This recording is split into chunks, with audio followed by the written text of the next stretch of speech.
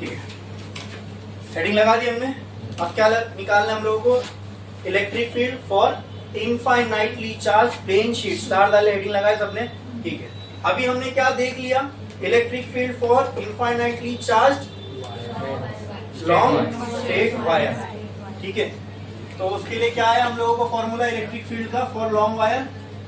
Lambda upon 2 pi r epsilon not. Lambda constant, 2 pi ये constant, तो सीधी तरह समझ में आ रहा है ई किस पे डिपेंड करेगा? आर पे। और ई और आर के बीच में रिलेशन ऐसा है इनवर्सली प्रोपोर्शनल, तो इनका ग्राफ कैसे बनेगा? ऐसे, ठीक है। तो आर स्क्वायर होता तो और थोड़ा डीप बनता। क्लियर, समझ में आया? तो ये ई और आर के बीच का रिलेशन है, और अगर इनके लिए ग्राफ बनेगा तो कुछ इस तरीके से बनेगा।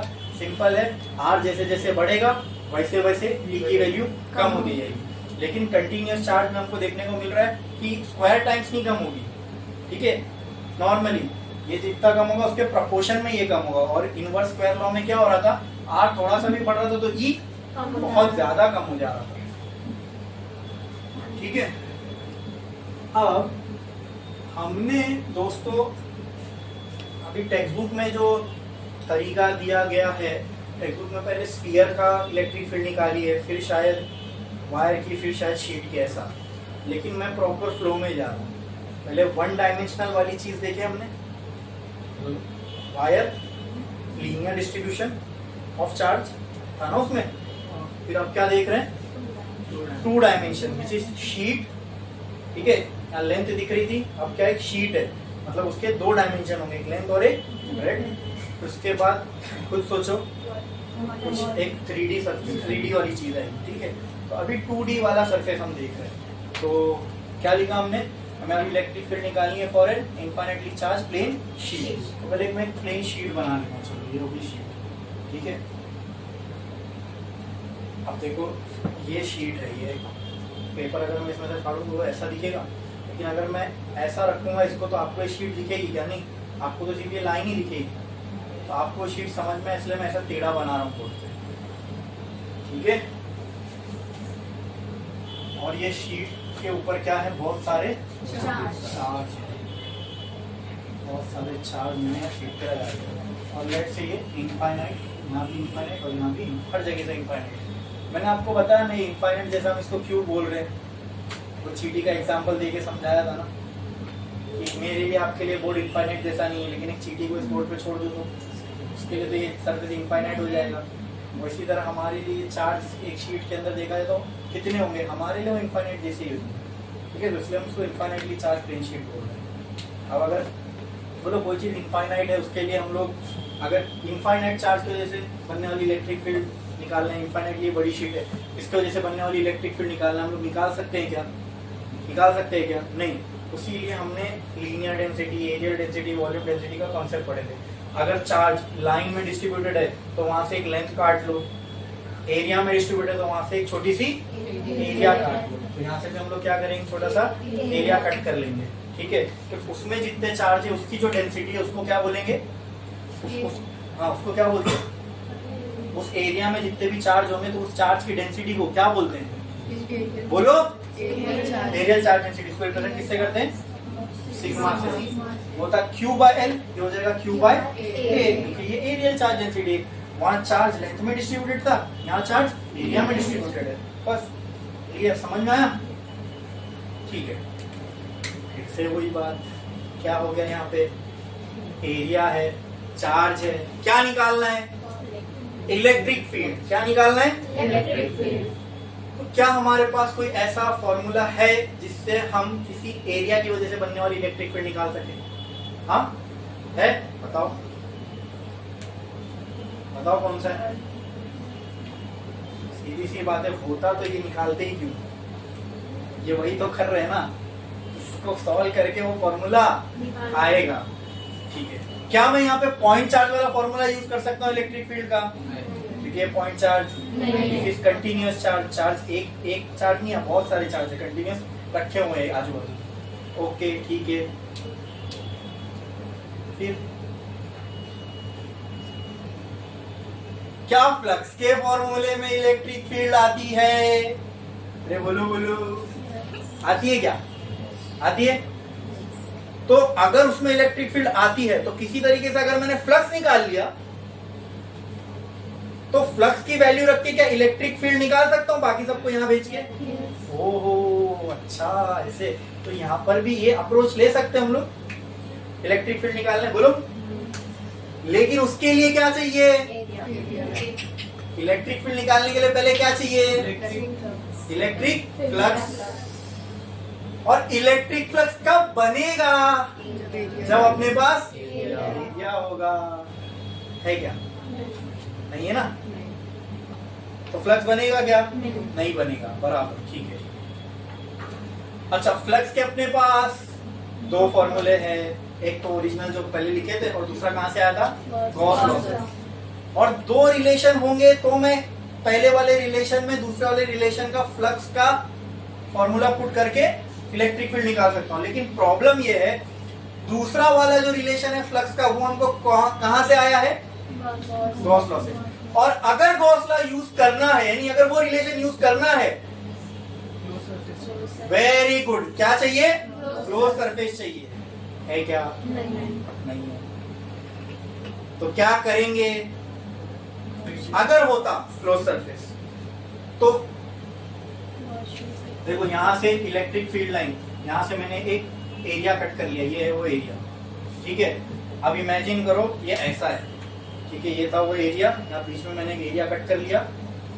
यहाँ से ये अगर पूरी चार्ज प्लेट है तो इसमें से इलेक्ट्रिक फील्ड कैसी निकलेगी?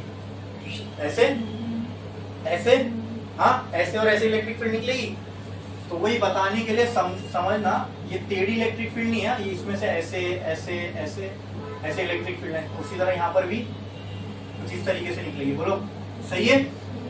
हाँ, बराबर है? समझ में आ रहा है?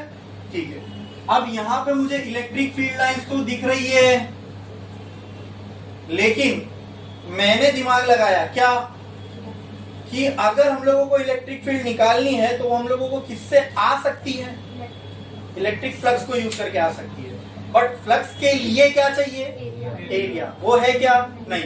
और एक प्रॉब्लम है, अगर हम लोगों को गॉस लॉ यहाँ पे अप्लाई करना है, to use the formula of flux we need a close surface. अभी आपको अप्रोच समझ में आ रही है क्या नहीं आ रही है? आ रही है क्या नहीं आ रही है? बोलो, ऐसा लग रहा है कि नहीं आप खुद भी कर सकते हैं ये चीज? खुद ब खुद अब आंसर आया ना दिमाग में, हाँ ये चाहिए तो अब उसके लिए ये चाहिए, उसके लिए फिर अब ये करेंगे। अब नेक्स्ट स्टेप भी आप बताओगे, यहाँ पे क्लोज सरफेस है क्या? लेकिन अपने को चाहिए, क्यों? अगर वो होगा तो क्या बन जाएगा? फ्लक्स। और फ्लक्स निकलेगा तो फिर हम लोग क्या निकाल सकते हैं? इलेक्ट्रिक फील्ड के लिए क्या चाहिए? Electric flux. इलेक्ट्रिक फ्लक्स बनने के लिए क्या चाहिए? है क्या? तो क्या करेंगे? बना देंगे। And the area which we assume will be a, yes yes, कैसा होगा वो? क्या बोलेंगे उसको? गॉसियन सरफेस तो बोलेंगे, लेकिन वो सरफेस कैसा होगा?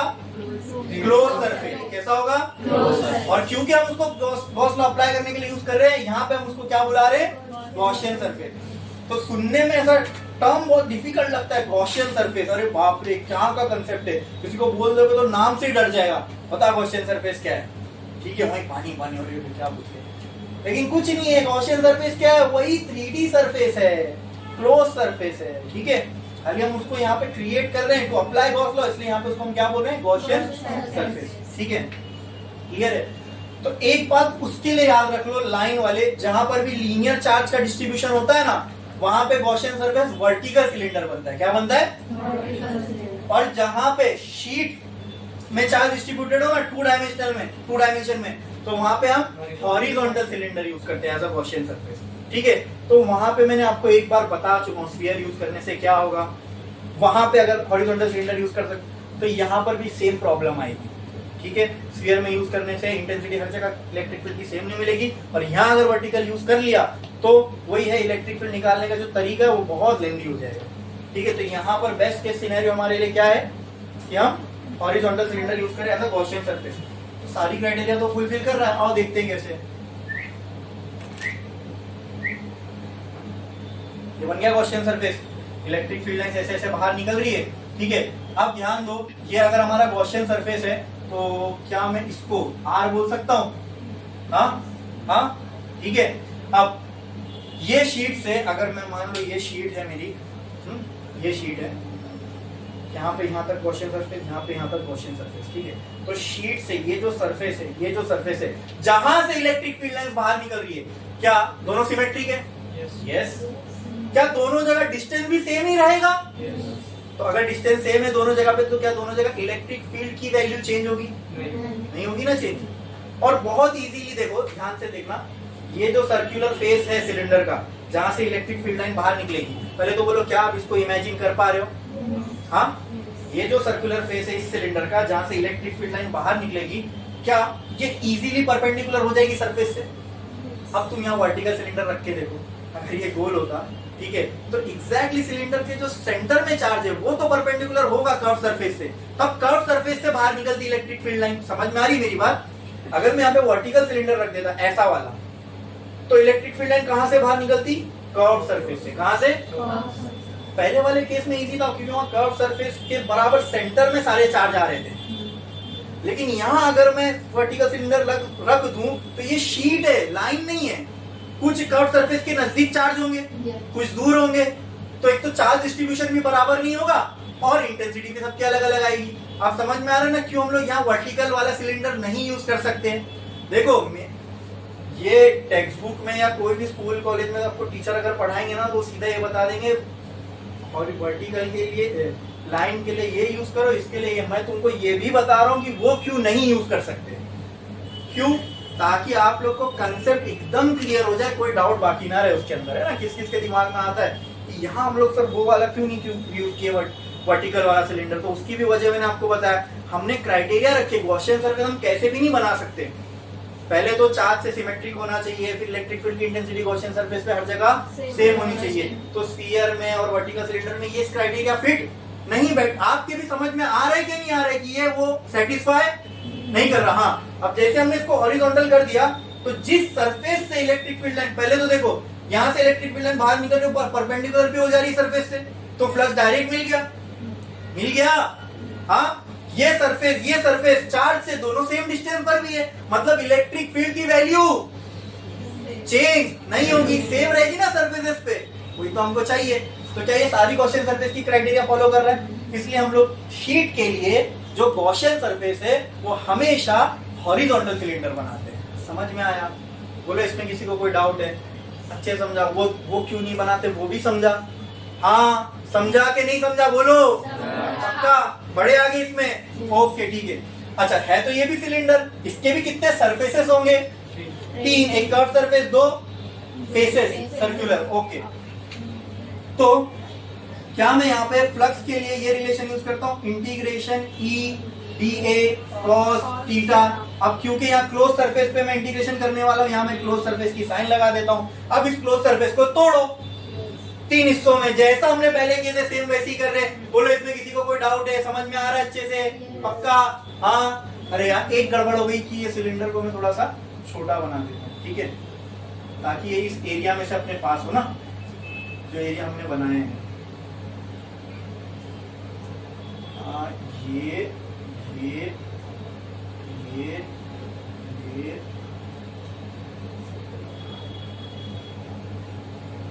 ठीक है, ये हो जाएगा हमारा। ओके, अरे कुछ एरिया कट किया ना मैंने शीट में, उसी के लिए हम लोग खाली इलेक्ट्रिक फील्ड निकाल रहे हैं। इनफाइनाइट शीट के लिए तो हम लोग निकाल नहीं सकते। बोलो क्लियर है?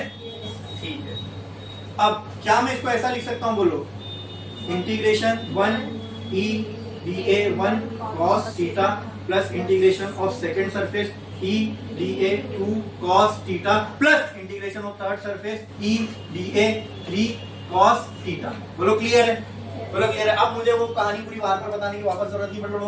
चलो मुझे यहाँ पे जो थीटा है, theta is the angle between area vector and theta is the angle between नाम दे दो सरफेस को। इसको दे दिया मैंने सरफेस नंबर 1, इस कर्व सरफेस को दे दिया सरफेस नंबर 2 और इस वाले सरफेस को दे दिया सरफेस नंबर 3। सरफेस नंबर 1 पे आओ, देखो ये है एरिया।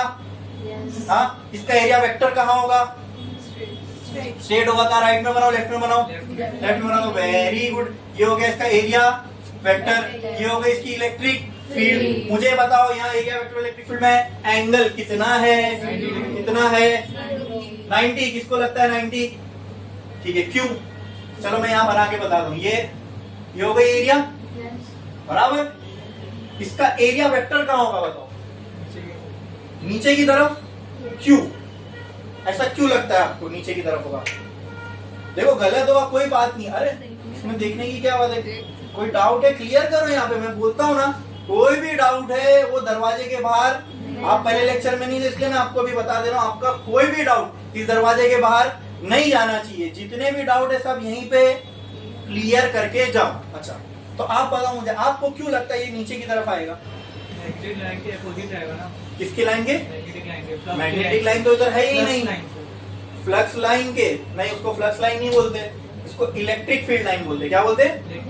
इलेक्ट्रिक फील्ड लाइन के अपोजिट। ठीक है, तो आपके हिसाब से इलेक्ट्रिक फील्ड लाइन ये है, तो इसके अपोजिट इधर होना चाहिए, ये मतलब ये आपने सोचे। ठीक है, बट आप जो सोच रहे हो ना वो क्राइटेरिया ही गलत है। एरिया वेक्टर निकालने के लिए जो चीज आप सोच रहे हो ना वो गलत आपने रखी है दिमाग में। मैंने क्या कहा था? एरिया वेक्टर निकालना है। क्या निकालना है? तो एक सिंपल सा स्टेटमेंट दिया था, एरिया वेक्टर निकालने के लिए मैंने कहीं पे ये बोला ही नहीं कि इलेक्ट्रिक फील्ड को देखो। बोला मैंने कहीं? I just said that area vector is always, बोलो always what? Perpendicular to area. यहाँ कहीं भी मैंने इलेक्ट्रिक फील्ड को देखने कहा? आप समझ में गलती कहाँ हो रही है आपकी?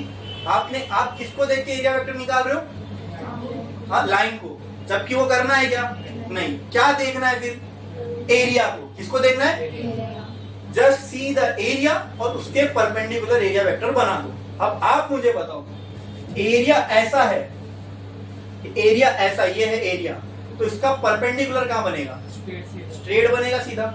ये परपेंडिकुलर हो सकता है इसके एरिया का? नहीं ना। अब समझ में आया क्यों वो है? क्लियर है? तो अगर ऐसा बनेगा इसका area vector, now tell me, अब बताओ मुझे कि इन दोनों के बीच में एंगल कितना है? जीरो। दोनों बोथ आर पैरेलल। जब दो चीज पैरेलल है दोनों के बीच में एंगल कितना होगा? तो यहाँ पर मैं लिख सकता हूँ क्या? Phi is equal to integration 1 e dA1 cos 0। बोलो क्लियर है?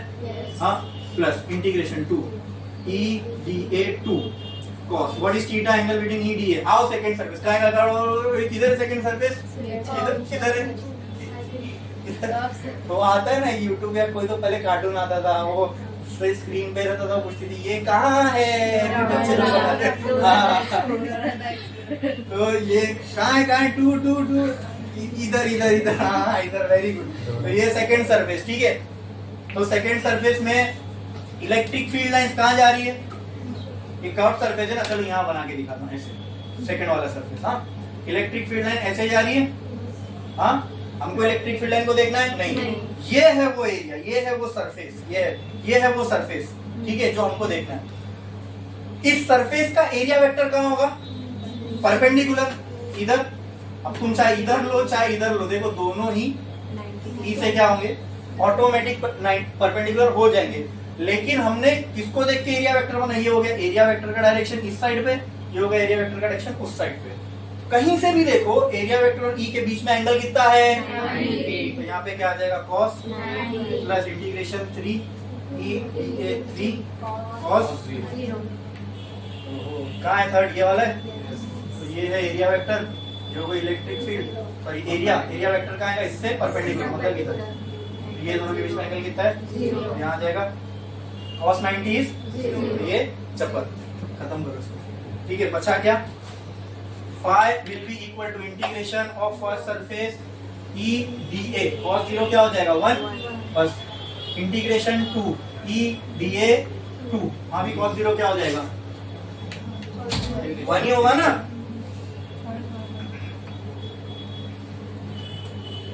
ठीक है, क्लियर है? समझ में आया? ओके। अब ध्यान दो, ई तो मैंने क्या कहा? यहाँ से यहाँ तक का डिस्टेंस और यहाँ से इस सरफेस तक का डिस्टेंस सेम है, जहाँ से फ्लक्स बाहर आ रहा है। तो जब डिस्टेंस सेम है तो दोनों जगह पे इलेक्ट्रिक फील्ड की वैल्यू भी मतलब सेम है, तो कांस्टेंट यानी चेंज नहीं होगी। ई दोनों जगह कांस्टेंट, इंटीग्रेशन के बाहर, और दोनों को भी कॉमन बाहर ले लो तो क्या ई ऐसा आ जाएगा बाहर, और अंदर क्या बचेगा? Integration 1 dA1 plus integration 2 dA2। Oh 3। ठीक है, क्लियर है? समझ में आया? अब phi is equal to integration, अब अगर ये पूरे को इंटीग्रेट करूं तो ये एरिया मिलेगा, हाँ, which is area of circle ना भाई, सिलेंडर के उस फेस का एरिया चाहिए खाली। तो ये क्या हो जाएगा, यहाँ पे भी जो आर होगा वहां पे भी वही आर होगा, तो यहाँ पे हो जाएगा 2 pi are plus 2 pi are, ठीक है। तो 4 पाई आर लिख सकता हूँ मैं इसको, हाँ लिख सकता हूँ। या तो फिर डायरेक्टली एक काम करो, इसको इतना कर सकता हूँ क्या मैं, देखो फिलहाल के लिए मैं इसको इंटीग्रेशन ऑफ एरिया 1 ए हो गया, इंटीग्रेशन ऑफ एरिया 2 भी ए हो गया, क्योंकि दोनों तो एरिया सेम ही रहेंगे ना, दोनों का रेडियस सेम है। तो क्या मैं इसको ऐसा लिख सकता हूँ 2e a, या तो e इंटू 2a हो जाएगा ये। तो क्या मैं इसको ऐसा लिखता हूँ 5 = 2e a। बोलो इतना क्लियर है, अरे बोलो इतना क्लियर है। यहाँ पे अगर आप पूछोगे a की वैल्यू क्या है सर, हाँ a is sorry 2 pi R, बोलो पाई आर स्क्वायर होगा ना। अरे एरिया की वैल्यू क्या है यहाँ, पाई आर स्क्वायर, बराबर। ये पाई आर स्क्वायर, ये पाई आर स्क्वायर, तो कितना पाई आर स्क्वायर हो जाएगा यहाँ पे 2 पाई आर स्क्वायर, इसलिए यहाँ गया 2a। बोलो क्लियर है, अरे बोलो क्लियर है, समझ में आया, ठीक है। या लिखो यहाँ पे पाई आर स्क्वायर, समझे ना। अरे पाई आर स्क्वायर की जगह खाली मैंने क्या लिख दिया, एरिया, एरिया को रहने दे रहा हूँ और कुछ नहीं, क्लियर है, ठीक है। अब आप मुझे बताओ क्या फाई का ये फॉर्मूला है q बाय एप्सिलॉन नॉट, क्या यहाँ पुट कर सकता हूँ, यहाँ लिख दिया मैं q by epsilon naught is equal to 2e a। क्या निकालना है, e, बाकी सब कहाँ जाएगा, इधर। Can I write q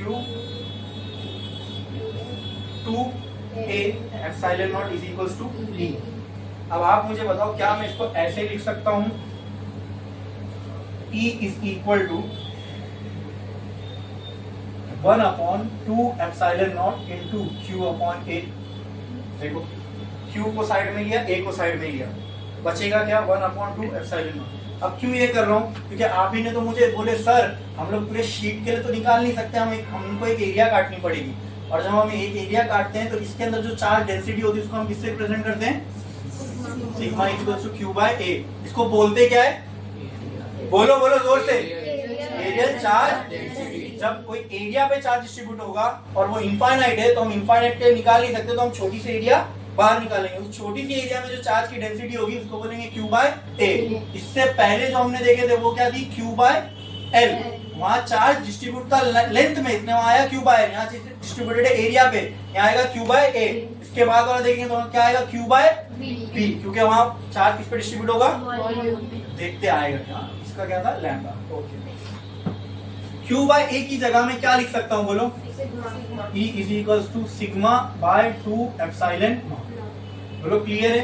so this is the formula for electric field due to infinitely charge plane sheet. ये फॉर्मूला इंपॉर्टेंट है, लाइन वाला इतना इंपॉर्टेंट नहीं है, ये इंपॉर्टेंट है। क्यों पता है, इसी चैप्टर में आगे एक पार्ट है कैपेसिटेंस, जहां पे हम कैपेसिटर पढ़ेंगे। और कैपेसिटर में होती है एक्चुअल में प्लेट्स, पैरेलल प्लेट्स, ठीक है, और वो भी चार्ज होती है। अब उसकी वजह से बनने वाली आपको इलेक्ट्रिक फील्ड निकालना है, तो क्या वो ऐसा नहीं हो गया electric field due to plane sheet, क्या ये electric field due to sheet नहीं है?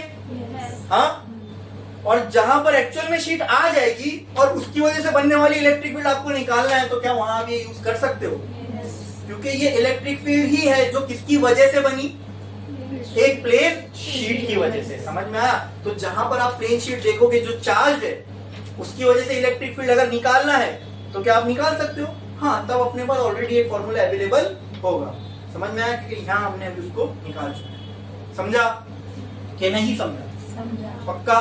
तो हमने वन डायमेंशनल चार्ज डिस्ट्रीब्यूशन पे देखा इलेक्ट्रिक फील्ड कैसे निकली। अब हमने टू डायमेंशनल चार्ज डिस्ट्रीब्यूशन पे देखा इलेक्ट्रिक फील्ड कैसे निकली। इसके बाद कहाँ देखेंगे? चलो पहले ये छापो, जल्दी जल्दी छापो, फटाफट फटाफट, जल्दी जल्दी।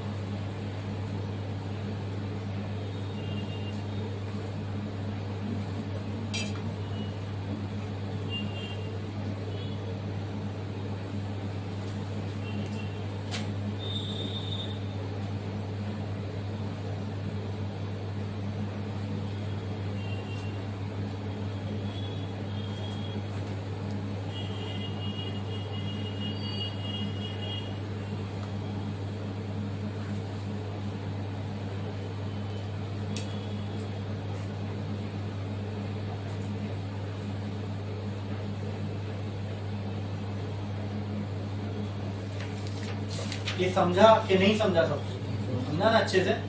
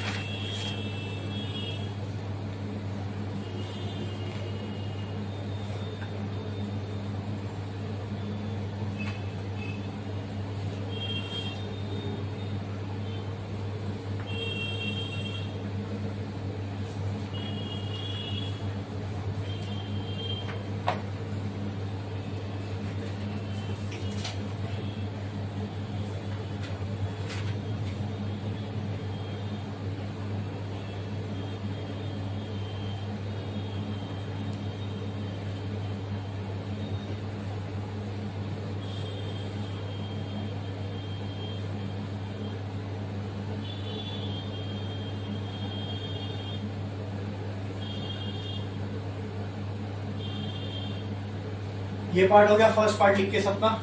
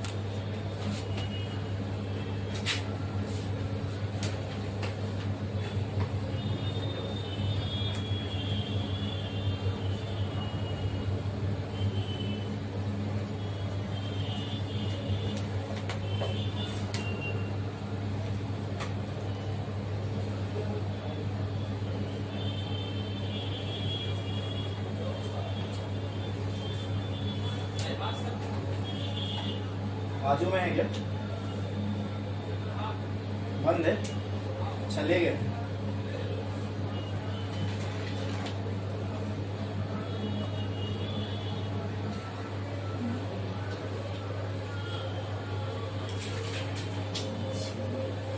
हुआ लिख के? कितने लोग बाकी है? वन डायमेंशनल चार्ज डिस्ट्रीब्यूशन के लिए इलेक्ट्रिक फील्ड क्या होगी देखा हमने। टू डायमेंशनल चार्ज डिस्ट्रीब्यूशन जैसे कि शीट, उसके लिए इलेक्ट्रिक फील्ड क्या होगी देखी हमने। हाँ, अब थ्री डायमेंशनल चार्ज डिस्ट्रीब्यूशन के लिए हम लोगों को इलेक्ट्रिक फील्ड देखना है, ठीक है। तो एक लाइन छोड़ो, स्टार डालो। अभी थ्री डायमेंशन के लिए जो हम सरफेस चीज यूज करने वाले हैं that is sphere, that is sphere. देखो, find electric field due to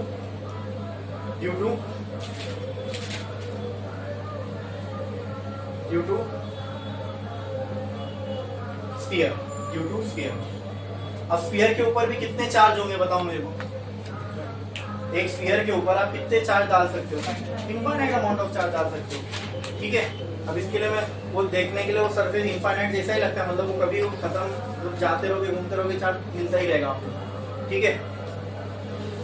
या अगर इसकी हेडिंग मैच करना है तो आप ऐसा भी लिख सकते हो, find electric field due to infinitely charge sphere, ठीक है। अच्छा, अब देखो यहाँ पे आपके सिलेबस में कुछ है कुछ नहीं है, वो मैं बता रहा हूँ क्या है क्या नहीं है। स्फीयर होते हैं दो टाइप के, एक होगा सॉलिड स्फीयर, ऐसा, एक होगा सॉलिड स्फीयर और एक होगा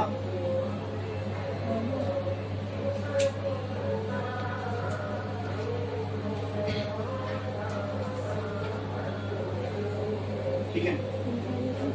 सॉलिड और हॉलो में पहले फर्क समझो।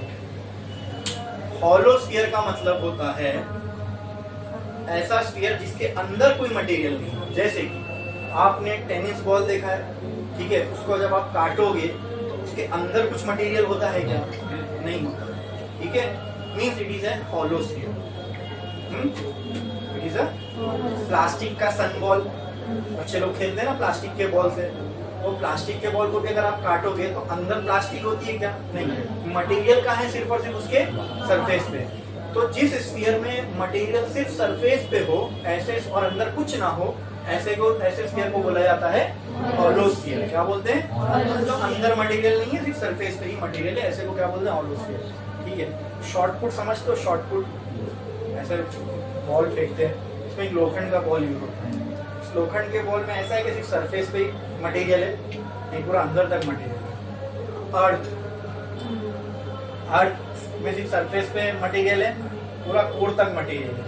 अर्थ is like a solid sphere, बराबर। That ball of shot put is like a solid sphere. समझ में आया? मैजिक बॉल देखो, मैजिक बॉल पानी में डालते हैं तो फूल के, तो वो जो स्फीयर बनता है वो भी कैसा है? मतलब उसके सेंटर तक मटेरियल है, सिर्फ सरफेस पे नहीं है। अब सॉलिड स्फीयर और हॉलो स्फीयर का फर्क समझ में आया? हाँ पक्का? इसमें किसी को कोई डाउट है? सॉलिड स्फीयर होंगे दो टाइप के और हॉलो स्फीयर भी होते हैं दो टाइप के। ठीक है, एक कंडक्टिंग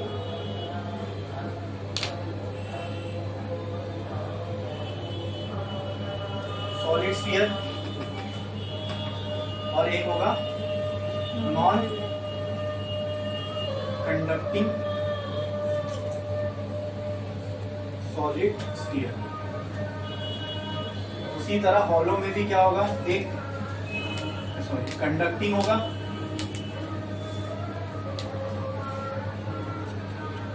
और एक नॉन कंडक्टिंग। बोलो इतना क्लियर है? समझ में आया? अब कंडक्टिंग और नॉन कंडक्टिंग में क्या फर्क है? कंडक्टिंग सॉलिड स्फीयर, सॉलिड का मतलब समझ में आया ना, जिसके अंदर तक मटेरियल हो, बस वो मटेरियल कंडक्टर हो, जैसे कि कॉपर, एल्यूमिनियम, सिल्वर। ठीक है, तो ऐसे स्फीयर को हम बोलेंगे सॉलिड कंडक्टिंग स्फीयर। अगर वही प्लास्टिक का, वुड का सॉलिड बॉल हो तो solid non conducting sphere. Hollow में कोई हॉलो स्फीयर अगर कोई कंडक्टिंग मटेरियल का बना है that is conducting hollow sphere, और अगर कोई नॉन कंडक्टिंग मटेरियल का बना है तो नॉन कंडक्टिंग। तो फर्क क्या है सर इसमें? समझो, पहले हॉलो का समझाता हूँ। हॉलो में, हॉलो स्फीयर में चाहे कंडक्टिंग हो चाहे नॉन कंडक्टिंग हो, ठीक है, हॉलो स्फीयर चाहे कंडक्टिंग हो चाहे नॉन कंडक्टिंग हो, मटेरियल कहाँ होगा? सरफेस पे। तो चार्ज भी कहाँ होगा? सिर्फ सरफेस पे। अंदर कोई चार्ज होगा क्या? उसके उस स्फीयर के अंदर कोई चार्ज होगा नहीं? कि चार्ज होने के लिए वहां मैटर तो होना चाहिए, वहां कुछ है ही नहीं तो वहां पे चार्ज होगा ही नहीं। ठीक है, तो इसमें डरने की, इसके लिए जो फॉर्मूला होगा वही फॉर्मूला इसके लिए भी एप्लीकेबल होगा, तो इसको अलग से पढ़ने की जरूरत नहीं। अब आते सॉलिड स्फीयर। सॉलिड में भी दो है, कंडक्टिंग नॉन कंडक्टिंग। ठीक है, अब सॉलिड में जो कंडक्टिंग स्फीयर है उसमें मटेरियल पूरा सेंटर तक होगा, तो चार्ज भी पूरा कहां तक होना चाहिए? सेंटर तक। अब यहाँ पे सिर्फ सरफेस पे चार्ज है क्या? चार्ज कहां तक है? क्यों? क्योंकि अंदर मैटर मौजूद है सेंटर तक, तो वहां चार्ज भी। लेकिन अब एक प्रॉपर्टी बता रहा हूं कंडक्टर की, वो ध्यान से सुनो। It is a property of a conducting material that all the charges accumulates on the surface of the conductor. अब मैं बोल रहा हूं ये स्टेटमेंट इसलिए नहीं हो रहा है, ये होता है इसके लिए मैं इसको बोल रहा हूं। आई बात समझ में? क्या कंडक्टर में हमने एक्चुअल में देखा, क्या देखा कि कंडक्टर अगर सॉलिड भी है, कंडक्टिंग स्फीयर अगर सॉलिड भी है मतलब उसमें मटेरियल सेंटर तक है, लेकिन चार्ज तुमको कहां मिलेगा? सिर्फ और सिर्फ। जब इसमें भी सिर्फ सरफेस पे ही चार्ज मिलेगा तो काम तो इसमें भी ऐसे ही करेगा। तो इसका भी जो फॉर्मूला आएगा, इन तीनों का फॉर्मूला क्या रहेंगे? सेम, बराबर। हाँ, नॉन कंडक्टिंग सॉलिड स्फीयर जो है, मतलब एक तो ये सॉलिड है मतलब इसमें मटेरियल पूरे सेंटर तक है, और दूसरा नॉन कंडक्टिंग है, बराबर। तो इसमें जो चार्ज डिस्ट्रीब्यूशन होगा वो कैसे होगा? वो पूरा सेंटर से लेके सरकमफरेंस तक होगा। ठीक है, आई बात समझ में? तो इसके लिए जो फॉर्मूला निकालेंगे क्या वो इस पे एप्लीकेबल होंगे? इसके ऊपर जो फॉर्मूला एप्लीकेबल होंगे क्या इस पे एप्लीकेबल होंगे? वाई? बिकॉज इन सब में चार्ज कहाँ है? सरफेस पे। लेकिन क्या वो सारे फॉर्मूले इस पे एप्लीकेबल होंगे? क्योंकि यहाँ चार्ज डिस्ट्रीब्यूशन कैसा है? सरफेस पे नहीं है, वॉल्यूम में। समझ में? सरफेस यानी सिर्फ बाहर, और ये मतलब अंदर तक यानी पूरी वॉल्यूम में डिस्ट्रीब्यूटेड है, और ये आपके सिलेबस में ही नहीं है। ठीक है, तो तुमको सिर्फ एक ही पढ़ना है और वही तीनों पे एप्लीकेबल होगा। तो पढ़ना हमको सिर्फ एक ही है, लेकिन मेरा फर्ज था, मैंने सब बताया। ठीक है, ये सब भी आपको कोई नहीं बताएगा कि ये स्फीयर है, इसमें ये टाइप है, उसमें ये टाइप है, फिर उसमें ये सारी चीजें पढ़नी है। ठीक है, बुक में तो एक ही स्फीयर है और उसी के फॉर्मूले खत्म।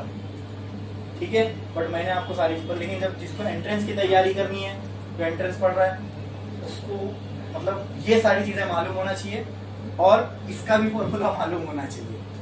लेकिन खैर बोर्ड में तो है ही नहीं, तो मैं पढ़ाऊंगा नहीं। ठीक है, तो अभी हम लोग क्या देखेंगे, सिर्फ हॉलो स्फीयर के लिए फॉर्मूला देखेंगे, and that formula is applicable for, हम हॉलो कंडक्टिंग स्फीयर के लिए देख रहे हैं, वही हॉलो नॉन कंडक्टिंग के लिए एप्लीकेबल होगा, वही सॉलिड कंडक्टिंग के लिए एप्लीकेबल होगा। ठीक है, ठीक है, चलो तो पहला मैं ले लेता हूँ एक स्फीयर, और तीनों में ये सिमिलैरिटी, अगर मैं इसमें स्फीयर में अंदर भी चार्ज रखूं तो ये सारे आके कहाँ एक्यूमुलेट हो जाएंगे, बाहर सरफेस पे। क्लियर। अब मैंने चार्ज को तो डिस्ट्रीब्यूट कर दिया, अब इसकी वजह से बनने वाली इलेक्ट्रिक फील्ड निकालना है। क्या निकालना है, इसकी वजह से बनने वाली इलेक्ट्रिक फील्ड निकालना है। अब क्या करें, है कोई ऐसा फॉर्मूला जिससे मैं स्फीयर की वजह से बनने वाली इलेक्ट्रिक फील्ड निकाल लूं? क्या ये पॉइंट चार्ज है? यहाँ पे तो चार्ज डिस्ट्रीब्यूटेड है, कंटिन्यूअस चार्ज है, पूरे सरफेस पे फैला हुआ है। एक स्फीयर इमेजिन करो ऐसा पूरा, उसके हर पूरे सरफेस पे चार्ज है। ठीक है, समझ रहे हो कि नहीं? समझ में आ रहा है कि नहीं आ रहा? आ रहा है ना पक्का, अच्छे से? कोई डाउट है इसमें किसी को? हाँ, क्लियर एकदम। ठीक है, कैसे निकाले इसकी इलेक्ट्रिक फील्ड? है कोई फॉर्मूला हमारे पास जिससे हम लोग ये फील्ड निकाल सकते हैं? बोलो, अरे बोलो, है क्या? कौन सा है? कौन सा है, मुझे भी बताओ। अरे भाई नहीं है, इसलिए तो ये निकाल रहे हैं, बराबर। ठीक है, अच्छा इलेक्ट्रिक फील्ड निकालना है इसकी वजह से, तो निकाल सकते हैं क्या? नहीं निकाल सकते तो भी सिलेबस में है ही क्यों? निकाल तो सकते हैं, ये बात पक्की है। तो उसके लिए सवाल ये, अप्रोच क्या होना चाहिए अपना, कि कैसे हम फाइंडिंग करने जाए उस इलेक्ट्रिक फील्ड की। तो क्या अप्रोच होगा हमारा? हमको मालूम है, हमने इलेक्ट्रिक फील्ड कहीं तो भी एक और जगह देखी है। कहाँ पे? अरे अभी तो दो कर लिए ना, अब तो बोलो ना फटाफट, कहाँ पे? हाँ, इलेक्ट्रिक फ्लक्स में हमने क्या देखा है? Electric field. अगर वहां हमने इलेक्ट्रिक फील्ड देखी है तो वहां से आ तो सकती है इलेक्ट्रिक फील्ड। तो उसके लिए हमको क्या निकालना पड़ेगा पहले? फ्लक्स। और फ्लक्स कब बनता है? जब एरिया में से इलेक्ट्रिक फील्ड पास हो। तो उसके लिए क्या चाहिए? एरिया। ठीक है, 2D एरिया से काम चल जाता, लेकिन एक और फ्लक्स का फॉर्मूला है जो कहाँ से आया है? गॉस लॉ से। वो गॉस लॉ की एक शर्त है, क्या? क्लोज सरफेस चाहिए। तो हमको एरिया भी चाहिए और वो कैसा होना चाहिए? क्लोज। तो उसके लिए अभी हमको क्या चाहिए? अब रिक्वायरमेंट क्या बन रही है? मोटी मोटी एक क्लोज सरफेस चाहिए, है क्या? अगर होता तो फ्लक्स बन जाता, फिर उससे बोलो ना इलेक्ट्रिक फील्ड आ जाती। ठीक है, लेकिन अभी है क्या? तो फ्लक्स बनेगा क्या? इलेक्ट्रिक फील्ड आएगी क्या? अगर होता तो फ्लक्स बनता, फिर क्या आती? लेकिन है क्या? अगर होता तो क्या चाहिए? क्या चाहिए? कैसा? क्लोज। कैसा? Close surface. ठीक है, ठीक है, ठीक है अपने पास। तो क्या करेंगे? अज्यूम करेंगे, बनाएंगे। अब सवाल आता है कि क्या कैसा होगा, वो दिखेगा कैसा? Yes that Gaussian, how will that Gaussian surface look? ये वायर तो नहीं है, शीट भी नहीं है, अभी आप सिलेंडर बनाओगे तो सेंस भी नहीं बन रहा है, कैसे सिलेंडर के अंदर इसको एनक्लोज करें? और सारी शर्तें भी पूरी होनी चाहिए, क्या? कि वो चार्ज से सिमेट्रिक हो, फिर इलेक्ट्रिक फील्ड की इंटेंसिटी सेम हो, और तीसरा सारे चार्ज उसके अंदर भी आना चाहिए गॉसियन सरफेस के। ठीक है, तो यहाँ पे एक ही चीज सेंस बनती है, आप देखना मैं बनाने के बाद, कि अगर इस स्फीयर से बड़ा एक और स्फीयर बना दूं। ठीक है, हाँ, this sphere is the Gaussian surface for this sphere. अरे समझे? ये हॉलो स्फीयर के लिए ये स्फीयर कैसा है? Gaussian surface. ठीक है, अब मान लो ये सेंटर है इस स्फीयर का, ठीक है, और अज्यूम कर रहा हूँ इस स्फीयर का जो रेडियस है वो r है, तो ये गॉसियन सरफेस का भी तो एक रेडियस होना चाहिए ना? Let this be small R, let this be small R. बोलो क्लियर है? बोलो क्लियर है? ये सबको समझ में आया? इसमें किसी को कोई डाउट, कोई दिक्कत, कोई परेशानी? हाँ ठीक है। अब अगर सेंटर से, ठीक है, अब ये पूरा स्फीयर इमेजिन करो, इसके बाहर एक और स्फीयर है, ठीक है, इसके बाहर एक और स्फीयर है, ठीक है। अब देखना फॉर्मूला आने के बाद आपको कुछ महसूस होगा ये कैसा लग रहा है। अच्छा, क्या यहाँ से इलेक्ट्रिक फील्ड लाइन बाहर निकलेगी? इलेक्ट्रिक फील्ड लाइन बाहर निकलेगी? ऐसे ऐसे ऐसे। तो चलो एक काम करता हूँ मैं, इलेक्ट्रिक फील्ड लाइन ऐसे ऐसे ऐसे ऐसे बाहर निकालनी। ये क्या है मेरी इलेक्ट्रिक फील्ड लाइन, ठीक है। चलो ये इलेक्ट्रिक फील्ड लाइन, क्लियर है? क्लियर है। अब स्फीयर में ना दोस्तों हम लोग दिस फॉर्मूला, ये इसके लिए जो भी फॉर्मूला निकालेंगे किस किस पे एप्लीकेबल है? Hollow conducting, hollow non conducting, solid conducting sphere, ठीक है। चलो शुरू करते हैं और 3 केसेस पे निकालेंगे। सबसे पहले हम लोग एक पॉइंट लेंगे जो that will be outside this sphere, फिर एक पॉइंट लेंगे जो स्फीयर के ऊपर लाई करेगा, फिर एक लेंगे जो इनसाइड के स्फीयर लाई करेगा, ठीक है। तो स्फीयर के लिए जो हम फॉर्मूला निकालेंगे, सबसे पहले क्या निकालेंगे? Outside sphere. Outside sphere, outside sphere का मतलब मैं बोल सकता हूँ small R is greater than capital R. हाँ बराबर, ठीक है। आओ देखते हैं, आओ देखते हैं। तो इसके लिए हमारे पास दोस्तों फ्लक्स का फॉर्मूला है, वो क्या है? Integration E dA cos theta. What is theta? Angle between DA and T। अब DA चाहिए तो गॉसियन सरफेस पे कहीं पे भी तुम DA काट लो, ठीक है, क्योंकि फ्लक्स तो इसी में से निकलने वाला है ना, कि इसमें से निकलेगा। जिसमें से फ्लक्स निकलेगा वहां आप एरिया काटोगे। तो फ्लक्स किस में से निकल रहा है? अरे वो बना है इसलिए कि उसमें से फ्लक्स निकले, तो फ्लक्स इसमें से निकलेगा। यहां मैंने क्या कर लिया? एक एरिया काट लिया, which is DA। Now tell me, इसका एरिया वेक्टर कहां निकलेगा? ऐसे फर्स्ट कि ऐसे सेकंड? फर्स्ट ऐसे। ये हो गया एरिया वेक्टर। ये भी रॉन्ग नहीं है, ये भी निकल सकता है, ऐसा कुछ नहीं, ठीक है। हाँ लेकिन ऐसे ऐसे तो नहीं निकलेगा, ठीक है। अब बताओ यहाँ पे एरिया वेक्टर E के बीच में एंगल कितना है? 0। तो यहाँ पे थीटा इज 0, देयरफॉर यहाँ क्या बचेगा? E into DA। क्या बचेगा? अब ये DA, ये DA, अभी E तो ये देखो गॉसियन सरफेस पे हर जगह पर इलेक्ट्रिक फील्ड की वैल्यू क्या होती है? सेम, मतलब कांस्टेंट। यानी यहां से क्या बाहर आ जाएगा? E बाहर, इंटीग्रेशन क्या बचेगा? DA। अब आप मुझे बताओ, इस गॉसियन सरफेस को DA DA DA DA DA DA सारे डीओ को ऐड कर दूंगा तो मुझे क्या मिलेगा? Total surface area of sphere. Very good. So this phi will be equal to E into integration DA। क्या इसके बराबर हो जाएगा? 4 पाई।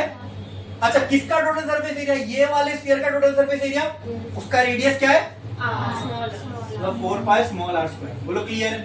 बोलो क्लियर है? अरे बोलो क्लियर है? समझा कि नहीं समझा? समझा कि नहीं समझा? हाँ, तो कहना है राइट यार 4 पाई स्मॉल आर स्क्वायर। हाँ हाँ ठीक है। अब क्या फाई का हमारे पास ये फॉर्मूला है Q बाय एप्सिलॉन नॉट। हाँ, क्या मैं फाई की जगह ये लिख सकता हूँ Q upon epsilon naught is equal to E into 4 pi R square. बोलो क्लियर है? बोलो क्लियर है? अच्छा अच्छा ठीक है ठीक है। अब आप लोग यहाँ मुझे बताओ कौन सा कॉन्सेप्ट यूज होगा? Linear charge density, areal charge density या volume charge density? Very good. किसका? क्योंकि यहाँ पे हम कैसे सरफेस से डील कर रहे हैं? क्लोज सरफेस, ठीक है। क्लियर है? हाँ, तो वॉल्यूम चार्ज डेंसिटी यहाँ यूज करेंगे which is rho is equals to Q by V। वो Q बाय L था, Q बाय A था, ये Q by D, which is absolutely wrong. अब क्यों वो समझो। भले ये 3D सरफेस है, भले ये 3D सरफेस है, लेकिन हम क्या देखते हैं? चार्ज का डिस्ट्रीब्यूशन कैसे हो रहा है, बराबर। उसी बेसिस पे हमने वो लीनियर एरियल उठाया था। चार्ज कहां डिस्ट्रीब्यूट, शेप तो ठीक है, वॉल्यूम है, लेकिन चार्ज का डिस्ट्रीब्यूशन देखो। हॉलो स्फीयर हो, कंडक्टिंग नॉन कंडक्टिंग या सॉलिड कंडक्टिंग हो, चार्ज तुमको कहां मिलेगा? सरफेस पे कि वॉल्यूम में? सरफेस। अब इस स्फीयर को काट के ऐसा बिछा दूं तो सारे के सारे चार्ज मुझे एक ही सरफेस पे मिल जाएंगे। हाँ, लेकिन सॉलिड नॉन कंडक्टिंग को इमेजिन करो, उसको काट के अगर बिछा दूं तो सिर्फ सरफेस पे उसके चार्ज नहीं है, अंदर अंदर भी चार्ज है, तो वहां सरफेस पे चार्ज डिस्ट्रीब्यूट, वहां पूरी वॉल्यूम में चार्ज डिस्ट्रीब्यूटेड है। मैं हॉलो की बात कर रहा हूँ, हॉलो में तो अंदर मटेरियल ही नहीं है, चार्ज तो सिर्फ कहाँ है, सरफेस पे। तो उसको काटो और ऐसा बिछा दो तो क्या पूरे एक सरफेस पे तुमको सारे चार्ज मिल जाएंगे? मतलब वो दिख तुमको वॉल्यूम बनी है, लेकिन चार्ज तो सिर्फ 2 डायमेंशनल सरफेस पर ही है। समझे? ओके। अच्छा, सॉलिड कंडक्टिंग को इमेजिन करो। सॉलिड में बोलोगे सर अंदर भी मटेरियल है, ठीक है ना, है। मैंने उसको खोला और ऐसा बिछा दिया, चार्ज जितने चार्ज थे उस पे सारे मुझे सरफेस पे मिल जाएंगे? क्यों नहीं मिलेंगे? अंदर मटेरियल है, चार्ज तो है ही नहीं, क्योंकि कंडक्टर की मैंने प्रॉपर्टी क्या बताया, चार्ज सारे कहां पर अक्यूमुलेट हो जाते हैं, सरफेस पे। तो अगर मैं उसको काट के स्ट्रेट कर दूं सरफेस एरिया को, तो क्या मुझे चार्ज सारे के सारे मिल जाएंगे सरफेस पे? मटेरियल भले अंदर कितना भी हो, लेकिन वो चार्ज तो है ही नहीं। तो मैं सिग्मा, लैम्डा या रो लेना है, ये किस पे डिसाइड करूंगा? मटेरियल पे नहीं, चार्ज के डिस्ट्रीब्यूशन पे। भाई linear distribution of charge, areal distribution of charge बोले थे, मटेरियल बोले थे क्या? हेडिंग भी जाके देख लो, क्या मिलेगा? Linear distribution of charge, areal distribution of charge and. तो यहाँ चार्ज डिस्ट्रीब्यूशन किस पे हो रहा है? वॉल्यूम पे हो रहा है? नहीं, सिर्फ सरफेस पे हो रहा है। कहाँ हो रहा है? सरफेस पे। ठीक है, सरफेस पे। इसलिए मैंने डायरेक्ट यहाँ पे सरफेस एरिया का फॉर्मूला यूज किया। और अगर सरफेस पे यूज हो रहा है तो रो यूज करेंगे क्या? तो यहाँ पर भी सिग्मा। ये एक ट्रिकी चीज है जो बच्चों को समझ में नहीं आती, इसके लिए मैंने आपको बहुत अच्छे से समझाया। बोलो समझ में आया? वाई वॉल्यूम बोल रहे हैं तो वो क्या पैटर्न पकड़ लेते ना, लैम्डा आया, सिग्मा आया, तो अब यहाँ रो आएगा। लेकिन वही गलती है, हाँ रो आएगा नहीं और सिग्मा क्यों आएगा वो मैंने आपको बता दिया। समझ में? हाँ, ये रो का कंसेप्ट यूज होगा, बोलो कहाँ पे? नॉन कंडक्टिंग सॉलिड में, बट वो हमको सिलेबस में ठीक है, तब वहां बिंदास रो ही यूज करोगे, क्योंकि यहाँ वहां ये यूज करोगे तो गलत हो जाएगा। वहां वॉल्यूम में चार्ज डिस्ट्रीब्यूटेड है, तो ये Q बाय A हो जाएगा। तो यहाँ से मुझे बोलो Q की वैल्यू क्या सिग्मा इंटू A हो जाएगी? हाँ हाँ, तो मैं काम करता हूँ, यहाँ पे Q की जगह पर ये लिख दूं, चलेगा? Sigma A epsilon naught is equal to E into 4 pi small r। ठीक है। अच्छा, ये जो चार्ज है, चार्ज जहां डिस्ट्रीब्यूटेड है, ये वही एरिया है? बोलो मुझे, ये एरिया क्या वो ही है जहां ये चार्ज डिस्ट्रीब्यूटेड है? इन दोनों में से वो एरिया कौन सी है, 1 की 2? फिर से आपसे एक सवाल पूछता हूं, sigma is what? Charge distributed upon area. ये एरिया कौन सी होनी चाहिए जिसपे चार्ज डिस्ट्रीब्यूटेड है? तो मैं आपसे ये पूछ रहा हूँ, चार्ज कहाँ डिस्ट्रीब्यूटेड है? एरिया 1 पे कि एरिया 2 पे? 1 पे ना। तो यहाँ पे जो मैं ये एरिया लिख रहा हूँ, ये गॉसियन सरफेस की होगी या अंदर वाले स्फीयर की होगी? वेरी गुड, वही समझना इंपॉर्टेंट है। और क्योंकि ये अंदर वाले स्फीयर की सरफेस एरिया है, इसलिए यहाँ पे पाई 4 पाई कैपिटल R स्क्वायर आएगा। वरना बहुत से बच्चों के दिमाग में आता है, सर ए इधर भी आ रहा है, इधर भी आ रहा है, कट कर दो। नहीं कर सकते, क्योंकि दोनों सेम एरिया है ही नहीं। ये बाहर वाला एरिया और वो पूरा सेंस भी बन रहा है, क्योंकि यहाँ हमने गॉसियन सरफेस पे अप्लाई किया इसको, तो वहां जो एरिया यूज करेंगे गॉसियन सरफेस का करेंगे। यहाँ कौन सा एरिया हमको चाहिए जिसपे चार्ज डिस्ट्रीब्यूटेड है, तो वो एरिया कौन सा है? अंदर वाला। उसका रेडियस क्या है? Capital R। तो यहाँ पे क्या मैं ऐसा लिख सकता हूँ, sigma 4 pi capital R square by epsilon naught, और यहाँ क्या बचेगा? E into 4 pi R square. 4 pi cancel, क्या बचा? Sigma capital R square upon epsilon naught into small r square is equals to E। ये आ गई हमको electric field due to hollow non conducting sphere outside this sphere. ये outside निकाले ना हमने। हाँ, अब यही स्फीयर है, यही स्फीयर है हमारे पास, ये सेम स्फीयर है। ठीक है, चार्ज। अब इसी के अगर हम लोग, अच्छा अब आप बोलोगे, एक डाउट मैं सोच रहा था आप लोगों को आए, लेकिन आप में से किसी ने पूछा नहीं, तो मैं आपको बता देता हूं कि आपको ऐसा नहीं लगा सर ये गॉसियन सरफेस हम लोग ने बनाए हैं, तो यहाँ पे तो चार्ज, ये यहाँ से चार्ज ये वाले सरफेस का यहाँ से डिस्टेंस ज्यादा है, ये वाले चार्ज का यहाँ से डिस्टेंस कम है, तो इलेक्ट्रिक फील्ड की इंटेंसिटी कैसे सेम होगी? हाँ, कि चार्ज तो देखो, पहली बात एक तो ये चीज से समझो, चार्ज, हर चार्ज जो है, ठीक है, यहाँ पे बीच में कुछ भी नहीं है, यहाँ हॉलो है, बराबर, तो इसकी इलेक्ट्रिक फील्ड यहाँ नहीं जा सकती, समझे आप? सॉलिड नहीं है ये, हॉलो है, इसकी इलेक्ट्रिक फील्ड इधर ही जाएगी, इधर नहीं जा सकती। तो इसको अगर मैं हाफ में डिवाइड कर दूं तो यहाँ पे इसकी वजह से यहाँ बनेगी, इसकी वजह से यहाँ, इसकी वजह से यहाँ, इसकी वजह से यहाँ, इसकी वजह से, ऐसे समझ रहे हो? इनफाइनाइट चार्ज है तो इनफाइनाइट पॉइंट्स भी होंगे यहाँ पे इलेक्ट्रिक फील्ड बनेगी, बराबर, और डिस्टेंस सबका यहाँ से उतना ही है, इस वजह से सारी जगहों पर चार्ज की जो इंटेंसिटी रहेगी वो क्या रहेगी? सेम रहेगी। और अगर आप इसको ऐसा भी इमेजिन करो, एक बाहर बड़ा सा स्फीयर है और अंदर भले ही एक स्फीयर है जिसके सरफेस पे चार्ज है। Now just imagine this like अंदर एक पॉइंट चार्ज है, अगर मैं बाहर खड़े रह के देखूं गॉसियन सरफेस के पॉइंट ऑफ व्यू से तो ये पॉइंट चार्ज जैसा हुआ। अगर मैं इसको ऐसे इमेजिन करूं गॉसियन सरफेस के पॉइंट ऑफ व्यू से अंदर एक पॉजिटिव चार्ज रखा हुआ है बस, तो क्या उससे r डिस्टेंस पर same amount of electric field नहीं बनेगी? बोलो, क्या हमने ऐसा नहीं देखा था एक स्फीयर है उसके अंदर एक चार्ज है, तो इस स्फीयर से इस यहाँ से यहाँ तक डिस्टेंस r है, तो यहाँ जितनी इलेक्ट्रिक फील्ड इसकी वजह से बनी उतनी यहाँ बनेगी, उतनी यहाँ, उतनी यहाँ, उतनी यहाँ, बराबर, क्लियर है? इस तरीके से उसको समझ सकते हो। अगर नहीं समझ में आया तो जो मैंने पिछला वाला एग्जांपल दिया उससे भी आप समझ सकते हो, ठीक है? कि हर पॉइंट से, हर इस स्फीयर का हर पॉइंट से अंदर वाले स्फीयर के डिस्टेंस क्या है? सेम है। जब डिस्टेंस सेम है तो इलेक्ट्रिक फील्ड भी पूरे बाहर वाले स्फीयर पे क्या रहेगी? कांस्टेंट रहेगी। चलो अभी हमने आउटसाइड स्फीयर निकाल लिए, अब हम ऑन सरफेस ऑफ स्फीयर देखने वाले हैं। ये क्या था? आउटसाइड स्फीयर, ये ऑन सरफेस। तो ऑन सरफेस में क्या होगा दोस्तों? R, small R will be equal to capital R. तो कुछ भी नहीं करना, ये वाला फॉर्मूला उठाओ इलेक्ट्रिक फील्ड का, क्या था? Sigma capital R upon epsilon naught small R square. अब यहाँ पे कुछ भी मत करो, E is equal to sigma capital R square, epsilon naught small R की जगह क्या आ जाएगा? स्मॉल आर इक्वल टू ये E is equal to sigma by epsilon, खत्म। क्लियर है? समझ में आया? क्या इसमें किसी को कोई डाउट है? R is equal to R कैसे? हाँ, वेरी गुड, बहुत अच्छा सवाल है। ठीक है, ये सेंटर था अंदर वाले स्फीयर का, अंदर वाले स्फीयर का यहाँ से यहाँ तक रेडियस क्या था? कैपिटल आर, ठीक है।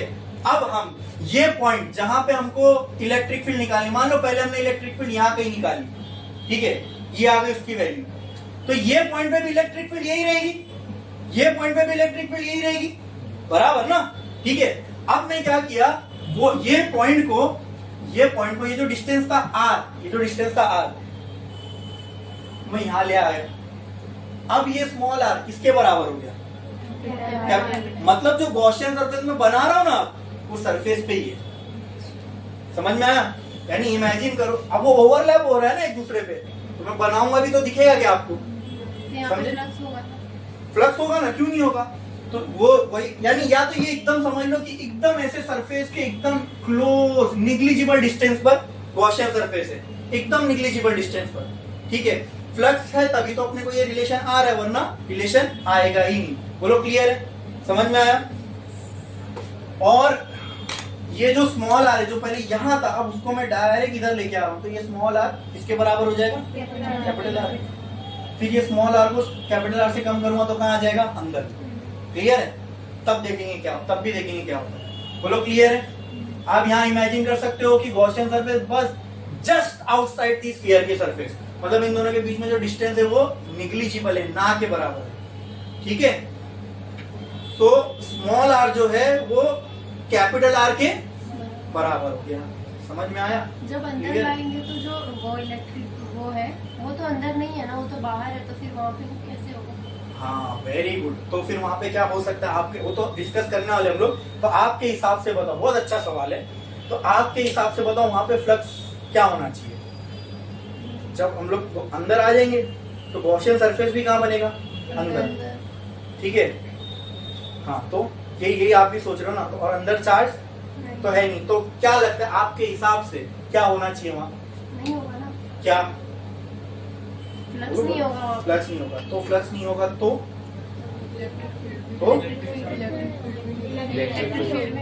क्या बात है, वेरी गुड। मतलब ये आपका क्वेश्चन सुन के और आपका जवाब सुन के मुझे प्राउड फील हो रहा है, बिकॉज लिटरली आपने वो चीज को अपने आप समझ ली है। जो नेक्स्ट हमको समझना है वो आपने खुद समझ ली, और ये तभी हो सकता है जब आपको इसके पीछे की चीजें, कंसेप्ट समझ में आए, आप कंसेप्ट अप्लाई करके देखने लगे कि हाँ यार, अगर ये आर छोटा हो जाएगा, हम तो गॉसियन सर्फेस तो अंदर बनाएंगे, अंदर के अंदर तो कोई चार्ज ही नहीं है, जब कोई चार्ज नहीं तो फ्लक्स नहीं, फ्लक्स नहीं तो फील्ड नहीं।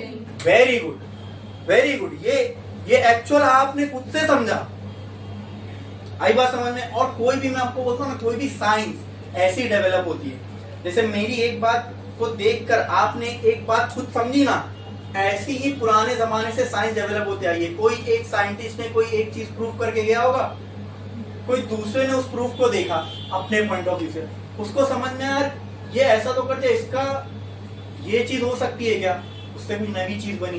तो अगर यहाँ अगर ये सब हमारी बुक में नहीं होता, जो हमारा डिस्कशन है वो ऐसे ही चल रहा है ना, कि मैंने एक चीज बताई, आपने एक अपना दिमाग लगाया कि हाँ यार, अंदर अगर चले गए तो फिर फ्लक्स तो नहीं है, तो तब क्या होगा, तब electric field zero. Yes, you are right, समझे, ठीक है। और ये आप लोग समझ पाए और खुद से बोल पाए, इट मीन्स आपको ये सारे कंसेप्ट समझ में आ गए। वो 3 घंटा मेरा देना सक्सेस रहा। चलो करके देखते हैं। जो हमने सोचा इक्वेशन भी उसको जस्टिफाई करना चाहिए, बराबर, तो ही हम ट्रू है 100%। आओ देखते हैं। इनसाइड स्फीयर, ठीक है, इनसाइड स्फीयर देखते हैं। अब ये मैंने बना लिया स्फीयर, जिसके ऊपर चार्ज डिस्ट्रीब्यूटेड है पूरे सरफेस पे, बराबर। अब देखो यहाँ स्मॉल आर जो है स्मॉलर है कैपिटल आर से, बराबर। मेरे को, आपको याद होगा यहाँ ये जो है ये कैपिटल आर है, राइट। अब हम कोई भी एक पॉइंट इनसाइड स्फीयर ले लेते हैं, कोई भी एक पॉइंट मैंने ले लिया यहाँ पे, ठीक है। जिस पॉइंट पे आपको इलेक्ट्रिक फील्ड निकालनी है, वहां पे आपको क्या चाहिए, गॉसियन सरफेस। क्या चाहिए, जिस भी पॉइंट पे आपको इलेक्ट्रिक फील्ड निकालनी है, वहां पे आपको क्या चाहिए। तो यहाँ है क्या, नहीं, तो क्या करेंगे, बनाना पड़ेगा। यहाँ इसके लिए भी गॉसियन सरफेस कैसा बनेगा, एक स्फीयर बन गया स्फीयर। अब इस स्फीयर का जो रेडियस है वो कितना होगा, गॉसियन सरफेस के स्फीयर को हम क्या लेते हुए हैं, स्मॉलर। बोलो क्लियर है, ठीक है। अब गॉस का लॉ क्या, ये फ्लक्स का लॉ क्या बोलता है, it is E D A cos theta, है ना, तो ठीक है। अब हम क्या करते हैं यहाँ पे, according to Gauss law, Q will be equal to, sorry, flux will be equal to Q by epsilon naught. तो यहाँ पे मैं लिख देता हूँ Q by epsilon naught is equal to integration E D A cos theta. बोलो इतना clear है, हाँ। But in Gauss law what is this Q, charge which is inside what, sphere मत बोलो, इनसाइड व्हाट, क्लोज सरफेस। और यहाँ पे वो कौन सा क्लोज, 2 क्लोज सरफेस है, एक बाहर वाला एक अंदर वाला। तो तुम कौन सा क्लोज सरफेस देखोगे, कौन सा, अच्छा इसमें कंफ्यूजन है, ठीक है। हम लोग फ्लक्स किसमें से देखते हैं, जो सरफेस ऑलरेडी है या गॉसियन सरफेस, ये क्लियर बताओ। इसमें कोई डाउट है क्या, नहीं, इसमें तो कोई डाउट ही नहीं है किसी को भी। सर फ्लक्स तो हम लोग गॉसियन सरफेस से देखते हैं, क्यों, क्योंकि उसको बनाए इसलिए कि फ्लक्स निकले उसमें से। तो फ्लक्स हम किसमें से देखते हैं, ये मैंने फॉर्मूला किसके जगह लिखा, ये फॉर्मूला गॉसियन, और किसकी जगह पर लिखा, फ्लक्स की जगह पर ना। तो फ्लक्स की जगह पर मैंने Q बाय एप्सिलॉन नॉट लिखा। तो Q कहां पे देखें, अच्छा फ्लक्स कहां से निकल रहा है, गॉसियन सरफेस से, कहां से, तो ये फ्लक्स के फॉर्मूले में अगर Q आ रहा है तो ये Q भी कहां देखेंगे, अच्छा गॉस के फॉर्मूले में ये जो Q होता है, ये Q कहाँ होना चाहिए, वेरी गुड, कहाँ होना चाहिए, इनसाइड। ये मालूम है आपको, तो Q इनसाइड कहाँ देखेंगे, कौन से सरफेस के अंदर देखेंगे, क्योंकि यहाँ फॉर्मूला हमने किसका लिखा है, गॉस का। तो Q इनसाइड भी कहाँ देखना पड़ेगा, गॉसियन सरफेस के अंदर। कहाँ पे, गॉसियन सरफेस। तो कहाँ है गॉसियन सरफेस, कहाँ है, अच्छा इधर, ये है गॉसियन सरफेस। इसके अंदर जाके देखो कोई चार्ज है, नहीं, मींस दिस, यहाँ पे जो Q इनसाइड है that is, if this Q inside is 0, मतलब ये पूरा टर्म क्या हो जाएगा, मतलब 0 will be equal to integration E D A cos theta. सबको वहां फेंको तो ई फिर क्या आ जाएगा, जीरो ही आएगा ना। आई बात समझ में? तो जो आप सोच रहे थे, क्या मैथ्स अपनी इक्वेशन में उनको सेटिस्फाई कर रही है? Yes, means we are true. ठीक है, हमारा स्टेटमेंट ट्रू था। बोलो समझ में आया? एकदम क्लियर है? अच्छे से समझा सबको ये? हाँ, एकदम अच्छे से समझ में आया। अच्छा,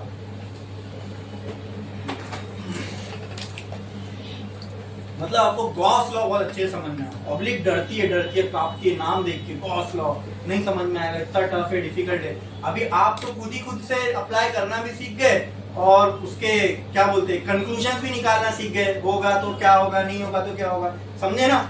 करो कॉपी करो। अच्छा, एक चीज और थोड़ी सी ऐड कर रहा हूँ ताकि नोट्स आपकी अच्छी बने।